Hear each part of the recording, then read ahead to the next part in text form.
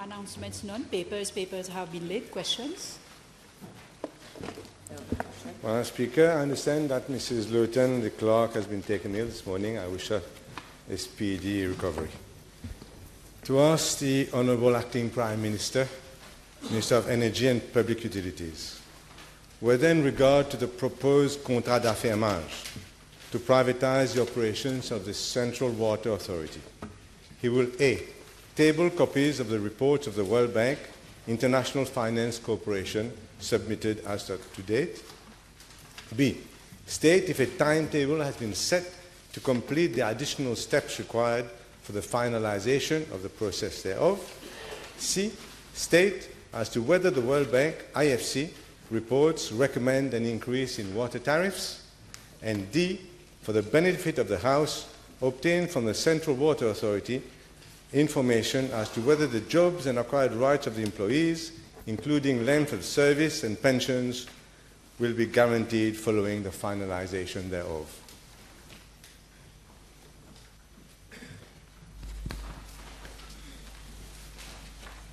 I think the part C is not the same as I have, but it will be sorted out, I'm sure, very soon. Madam Speaker, I don't know why it's not the same, but we'll manage. Madam Speaker, in a statement I made to the House on 4 July 2017, I set out the parameters of the water sector reform being envisaged by government. On 18 December 2015, government appointed the World Bank essentially to make recommendations on the possible implementation of a private and public partnership for the CWA. The World Bank recommended a holistic solution to redress CWA's financial situation, plan future investments, and attain the target of 24/7 water supply. The bank proposed the appointment of a private operator to operate and maintain the potable water distribution system of the CWA on a 15-year affirmage contract. The CWA itself will not be privatized, and it will continue to own all its assets. The World Bank submitted its recommendations after discussions with my ministry, the CWA, and other stakeholders, including the 2 trade unions of the CWA. I'm informed that the World Bank held 3 meetings with the trade unions last year. On 29 September 2017, at my request, the World Bank made a presentation of the project to ministers and parliamentarians. I take this opportunity to place on record my appreciation of the useful exchanges which took place at that meeting. I am tabling the brief which the World Bank had circulated at that meeting. The brief contains the salient features of the report. I am also tabling a copy of the main report of the World Bank, which contains appendices, but through constraints of time, the copies are not yet ready. I will table them as soon as I will table the copies of the appendices as soon as they are ready. On the basis of the World Bank report, government decided to appoint the International Finance Corporation to provide transaction advisory services, which would assist and lead to the appointment of the operator. The transaction structuring report was submitted on 23 March 2018 and is still under consideration prior to being submitted to Cabinet. The report sets out the procurement process for the selection of the operator and outlines the roles and responsibilities of government, the CWA, and the private operator. It is not considered appropriate at this stage to table this report as it is still under consideration.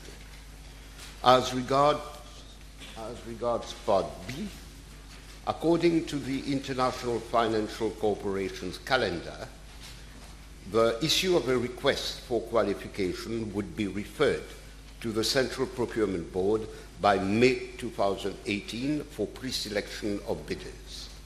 On the basis of this pre-selection, the request for proposals would be issued in July 2018 and the successful bidder selected by the end of this year.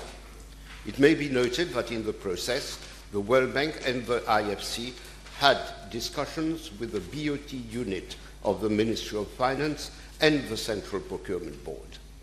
As regards part C of the question, the World Bank and the International Finance Corporation have made various comments on the tariff structure.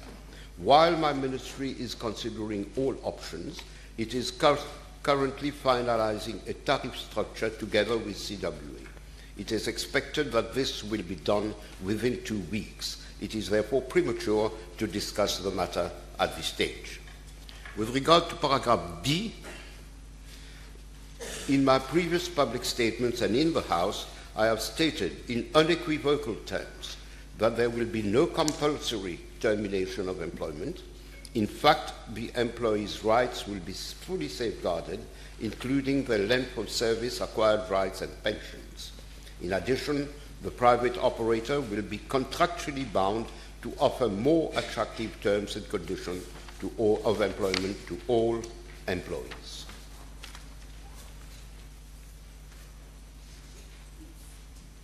Madam Speaker, on at least 2 occasions before in this very House, the acting Prime Minister has promised full disclosure. As you've seen, I've tabled the World Bank report. I do intend to table reports as and when they are ready to be tabled and made public. White paper will be considered. I'm not sure that we will, please.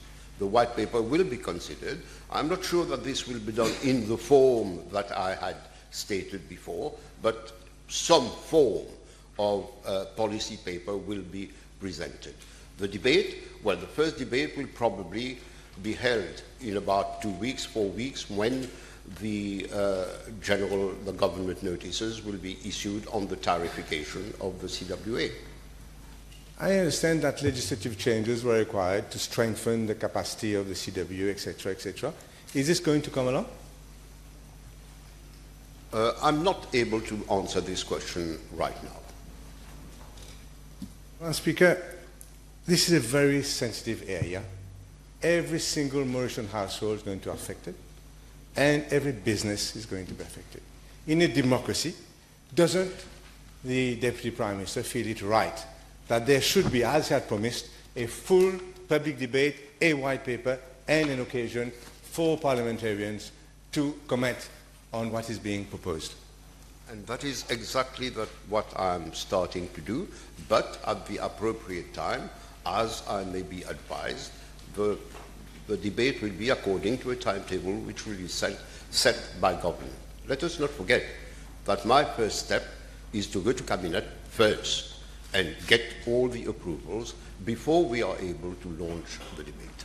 I understand that, in fact, all the promises that have been made so far, tariff increases, going for requests for qualification, all these are the Deputy Prime Minister's own commitment. Government itself has not yet approved the roadmap that is going to take us supposedly to privatization of the operations of CWA. No, that is not quite correct. We are going step by step. The ministry and the minister work on what we feel has got to be worked. We've done this with the assistance of the World Bank, and now for the transaction with the IFC, the World Bank report has been submitted to Cabinet and has been approved by Cabinet, as you know. And therefore, of course you know. You've forgotten. You've forgotten. That is another matter, but you know, and or supposed to know. And has been submitted to Cabinet, and indeed at the meeting of the parliamentarians, where there were parliamentarians of the opposition as well who were present, discussion took place, not a thorough discussion, but a start of a discussion, and then we will proceed step by step. All the experts I've spoken to, and I've taken the trouble to speak to people at the IFC and the World Bank. they all tell me that the calendar that is being set by government is totally unrealizable, that we are talking about at least 14 months to 2 years before we get to something as complex as to get the finalization as something as complex as this. It will be the first time a PPP is done under the PPA Act. There are lots of dangers. Lots of countries have had to cancel their affirmage and concession projects. 180 countries recently, apparently, and municipalities have done so. Therefore, this is not something to rush into, and not something specially to rush into at the eve of any general election. So it looks like it will be finalized next year, and therefore, would not the Deputy Prime Minister consider it much more wiser to take his time and be careful about something that will bind the country for many, many years to come? First of all, as a matter of fact, it is not true that many, many countries have cancelled affirmage contracts. The privatization has been cancelled in many countries, like Cameroon, which Honourable Utim referred to. Affirmage, we have countries like Algeria, Senegal, Côte d'Ivoire, Armenia, and so many other countries where it has worked very well, it continues to work. Well, opinions can diverge, of course, on this. One thing that I can't be blamed, that I haven't taken my time. I've made sure that all discussions were made. All right, you say I should stop all the process. I don't agree. It's a question of opinion. I believe that we must continue the process. Now, as to the timetable, it is not government's timetable. It is not my timetable. I have well said in my reply, the IFC has proposed this timetable, and I have said all the report of the IFC is still under consideration. We are not fixed with IFC. Speaker, already running, I think, 6 months late from the original timetable submitted last year by the Deputy Prime Minister himself. Madam Speaker, let's come to the thorny issue of price increases. Now, the Deputy Prime Minister has consistently painted a very dark picture of the CWA. But I've taken the trouble to look at the latest published annual reports of the CWA. It shows 2.7 billion. It's public document, Madam Speaker. Yes, it's from your library. Please. 2.7 billion rupees of accumulated reserves. Profits of about 200 million to 150 million rupees per annum. Cash in the bank. Yet, he has consistently shown a very dark picture of the CWA. Why doesn't he look at the realistic picture of the CWA, which is a profitable company, until probably he took over? I do not agree at all. All the persons whom I've contacted, and those include accountants, probably not as reputable as the honourable leader of the opposition, but equally knowledgeable, I believe. Since they hold high positions within the government, I have to trust them. And I stand guided by these experts as well.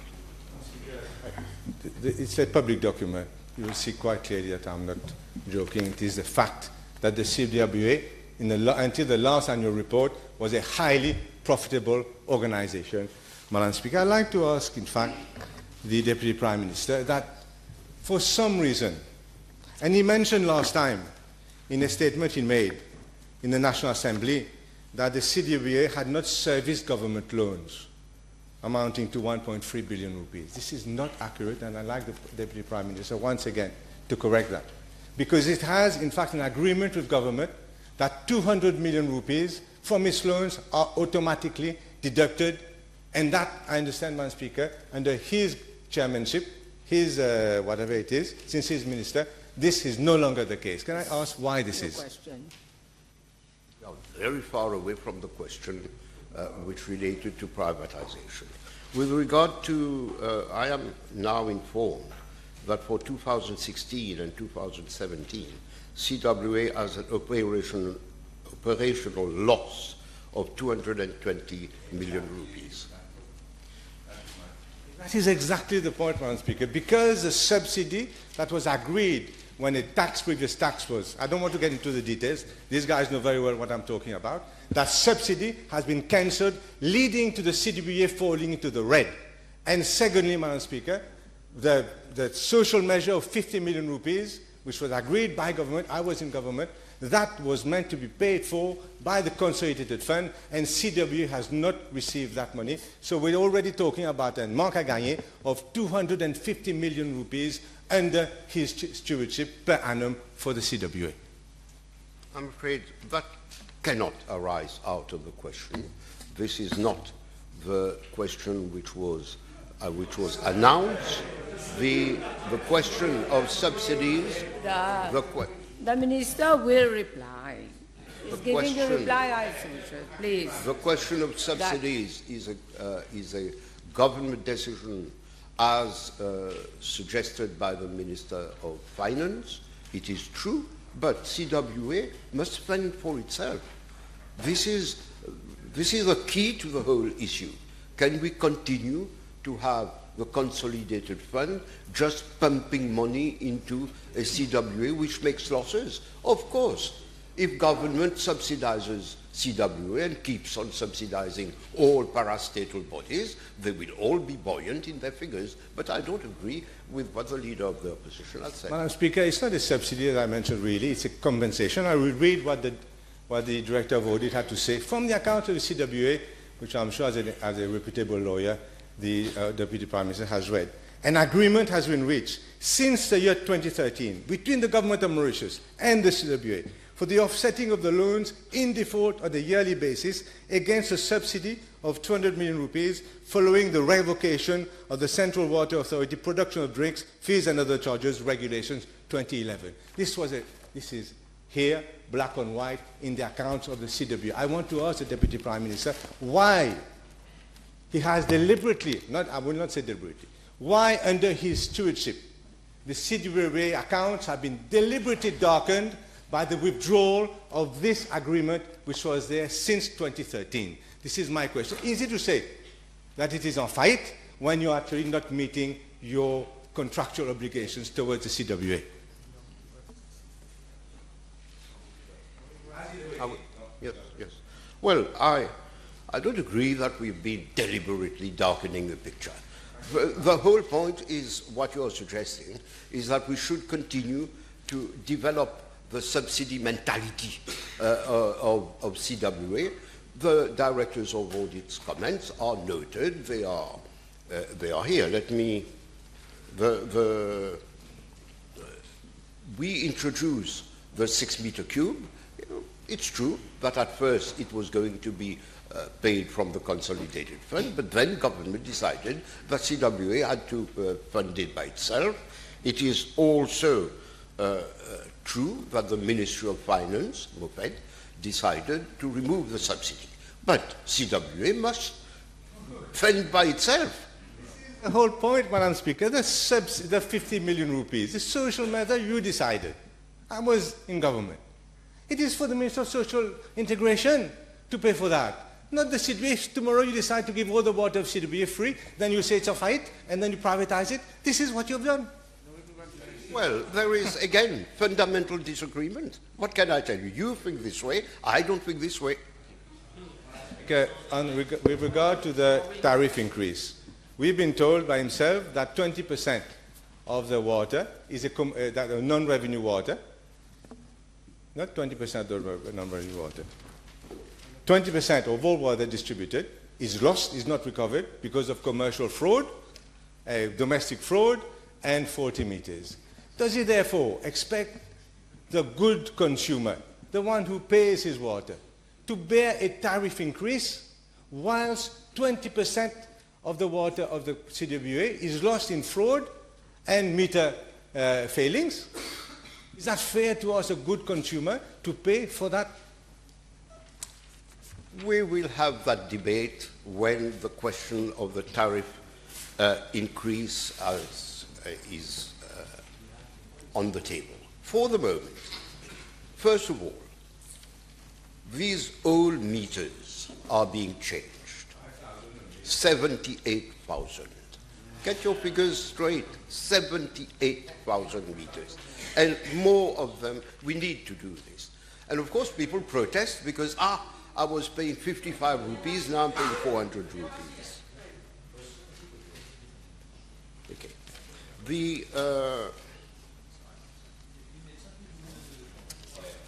About the revenue water, I'm not too sure the figure 20% is right. I'm not too sure. I said 20%, but I'm not too sure that this figure is correct because I am correcting what I have said. There is no harm in correcting in what I have said. I'm saying this because the World Bank report and free reports give completely different figures. The meters are going to be changed. Everybody's going to pay now. Why increase tariffs? I don't understand. So Madam Speaker, on the question of non-revenue water.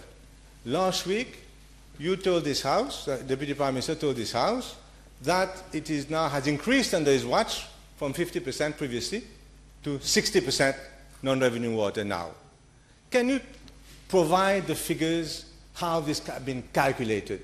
Because apparently this is one of the main parameters that will be by which the private operator will be judged. Can you circulate the figure or table the figures? Yes, that is a very interesting and good question.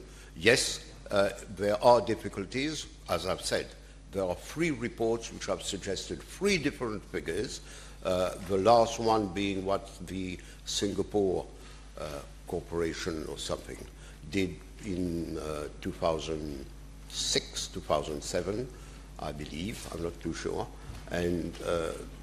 But I can, on occasion arising, on a proper question being put, come with the adequate information. For non-revenue water, the latest one that we have is the technical assessment which was done by IFC in the context of the water sector reform. Again, and they said they cannot be sure of the exact percentage which is lost. This is why we'd like you to circulate the figures and the calculations. Madam Speaker, can I ask the Deputy Prime Minister whether he will confirm that, it may not be immediately, but over some time, increases in water tariffs will be up to 100% and 150% for many consumers in Mauritius, that we are looking at a doubling or more of the cost of water for many, many consumers in Mauritius. Is that what is in the IFC modeling that you're not tabling today? Is that what is being planned by himself? No, that is not what is being planned. Can you give us the quantum of the fees? Not at the increase? Stage. In 2 weeks' time. Okay. Madam Speaker, can I ask also related question, because the water bill also has bill for wastewater. Are you looking also at a similar increases in wastewater tariffs as being proposed for the Central Water Authority? That is not being contemplated for the moment. Madam Speaker, coming to the employees, we're talking about, I think, 1,200 employees at the moment. How many of those will be transferred to the new private operator? I would prefer to await when we have finalized our discussions on IFC to give precise figures. For the moment, I would rather not. I will do this when we have our discussions with the trade unions, when we've finalized everything. I am taking my time because, as you said yourself, it is a very sensitive subject. We want to make sure that the rights of employees are protected. There will, of course, be transfers, but we have to manage that very properly, and I don't think it is not even nice to just talk about this out of the blue and bendy figures. It's not out of the blue. I presume he has all the reports from the IFC to tell us how many staff will go to the new operator. It's not at all out of the blue, although there's nothing wrong with blue. Now, Madam Speaker, may I ask the Deputy Prime Minister whether he will confirm that upwards of 800 staff will be transferred to the new private operator? I'd rather not go into this issue at this stage. As I've said, the IFC report is under consideration and all matters are being discussed. Any statement I make could prejudice the whole question of reform. Yeah, one more last one, and I open the floor. Madam Speaker, I'd like to ask the Deputy Prime Minister, when you're transferring that many people to a new operator, you're transferring them with the length of service, you're transferring them with their pension rights. All this has to be paid to the new operator for him to take over. So instead of getting money from the new operator when he takes over the operations, we're going to have to pay him to take all this. He's nodding. I am right in this, I'm sure. So my calculation, probably more than $1 billion, $1.5 billion rupees will have to be paid by the taxpayer, by the consumer, to the new operator, just to take over the length of service of these 800 or more employees, just to take over the pension rights, yes, accumulated pension rights of these people. Yes. Madam Speaker, I'm very sorry, but I am not going to be drawn in any speculation, preemption of this matter, which remains highly sensitive. There are issues which are still under consideration, which are still under discussion. It would be highly dangerous and improper for me to make any statement or give any reply. The time will come very soon when we will be able to discuss all this, when all the figures have been fixed in time, when we can discuss what happens to the pensions, a very difficult issue, what happens to the length of service, and what happens to the transfers, etc., etc. We are discussing this. I understand that the leader of the opposition would wish to have that information now, but we must make sure that the information is accurate and correct before we communicate it. Honourable Utim. Thank you, Madam Speaker. In the statement made before the House on the 4th of July 2017, the Honourable Deputy Prime Minister mentioned that the number of employees will have to be increased from 1,400 to 1,800, and these 1,800 will be transferred to the new entity.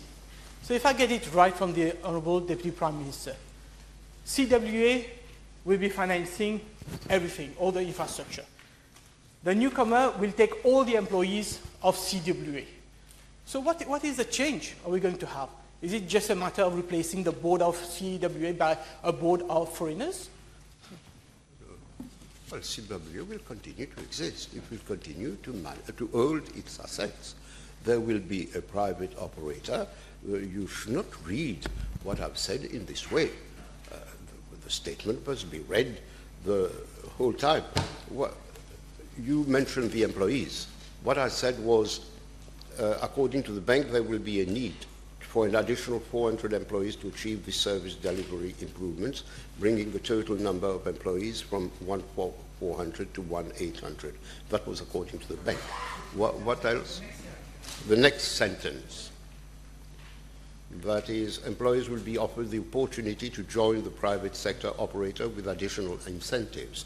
Yes, but of course, all this is a question of bargaining, of discussions, and this is what is being done now with the IFC, because we've got to set out all these conditions in the IFC.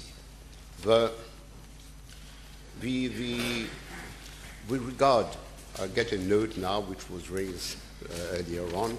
Yes, we are also looking into the amendments to the CWA Act, whether this is necessary or not, and if so, to what extent they are necessary. Again, we have three legal opinions which have been expressed, which are different. We must work on this. The next sentence will be is that yes, they will be offered the opportunity of joining the private sector. We need to make the conditions as interesting as possible for them. Last question, leader of opposition. On the very thorny issue of procurement.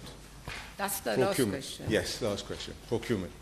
The World Bank has, according to what he has submitted himself, has blamed the cumbersome procurement procedures at the CWA as one of the issues that needs to be dealt with. Can the Honourable Acting Prime Minister tell us, commit himself, that we will not get into the saga of the CEB and all these subsidiaries which are bypassing the Central Procurement Board, and that there will be no changes to the procurement procedures that have been established at the Central Water Authority, because that seems to be opening of the door that the World Bank has done. I'm very sorry. The saga exists in the minds of people who want to see a saga when there is not even a Sega. I don't know which island I'm going to do this, but I'm not going to go into this. There is no saga. There is a system of management which is in place. It is a policy decision. We may agree, we may not agree. Of course, that is a different matter. But to say that this is done for the purpose of obviating procurement procedures, that is not correct. Now, what would be the procurement procedure of the private operator? We will see when we discuss. Of CWA, we will see when we discuss. Yes. Time is over. Honorable Mrs. Selva.